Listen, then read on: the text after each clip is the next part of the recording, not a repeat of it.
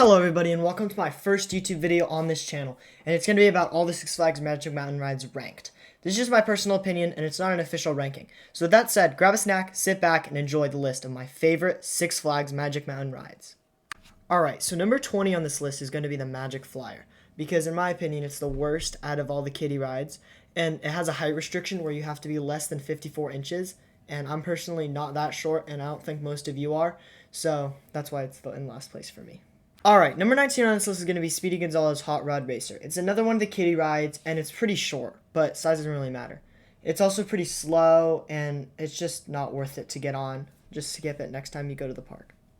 Alright, and number 18, it's going to be the Canyon Blaster. In my opinion, this is the best kiddie ride because it's the longest, and it's just the most fun all around. So if you really want to hit a kiddie ride next time you go, just go on Canyon Blaster, and it's okay. I did say that Canyon Blaster was the best kiddie ride, but I think I'm going to have to change my answer to the Roadrunner Express because it just does everything Canyon Blaster does and just does it a slight bit better. So both of them are pretty good for kiddie rides, but I'd say Roadrunner Express is a tiny bit better.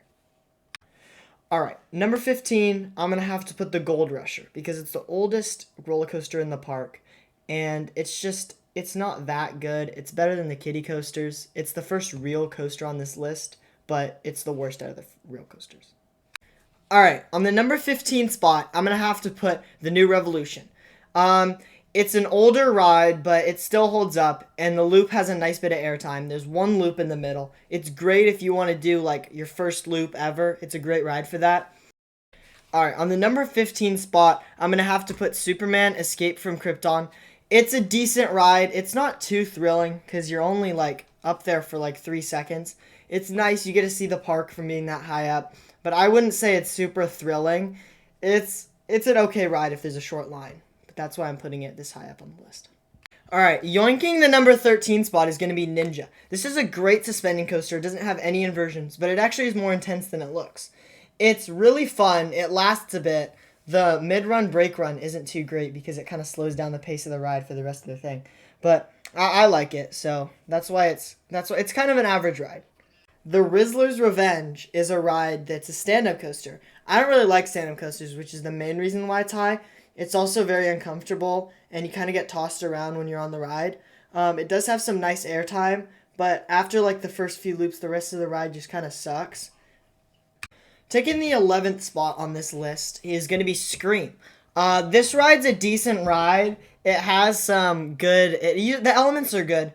Just the only thing is that it's a parking lot ride, so the only thing you can look at while you're on the ride is cars. And you can argue that like you're moving too much during the ride, so it doesn't really matter. But during the lift hill and stuff, you could still see stuff, and it's nice to have some sort of scenery. So that's why it's not in my top 10. Taking the number 10 spot is going to be Goliath. This ride's decent. The first drop's really nice, and the midway break run just kind of ruins the whole ride because this ride's fast-paced and fun for the first half, and then the second half it's kind of slow. Some people like it. I don't really like it. The helix at the end, though, is way too intense, and it's just not fun to be in. But other than that, it's a decent ride if it has a lower wait time. Me personally, I would not wait an hour for this ride. Alright, so taking the number 9 spot is going to be Viper. This ride is super underrated and really intense, especially in the first half. You fly down that first hill and you get whipped around the first loop. It's way better if you're in the back because it's more intense. Then, during the second half of the ride, that's when it gets more slow-paced, going through loop after loop. And for Goliath, I don't really like that, but for a ride with a bunch of inversions like this, it's really nice. It's a great touch. So, this is why Viper is number 9 for me. Alright, for the number 8 spot is going to have to be West Coast Racers. This ride is a pretty good ride. It's just, it always has like a 2-hour line. And I just don't get it. It's not that good of a ride. It's a great ride compared to some of the other ones on this list. But compared to the top 7, it just doesn't make it. Like the high 5 element's cool. It has some nice airtime. But I just really don't like the first launch. I mean, other than that, it's pretty good. But it's just not worth the 2 hours. Alright, taking the number 7 on this list is going to have to be Full Throttle. This ride is pretty good. The launch is amazing. There's really nice hang time in the first loop. And then the fact that it goes back around and goes over the hill for a bunny hoop is just really awesome. I really like this ride. It's really fun. The wait time usually isn't terrible.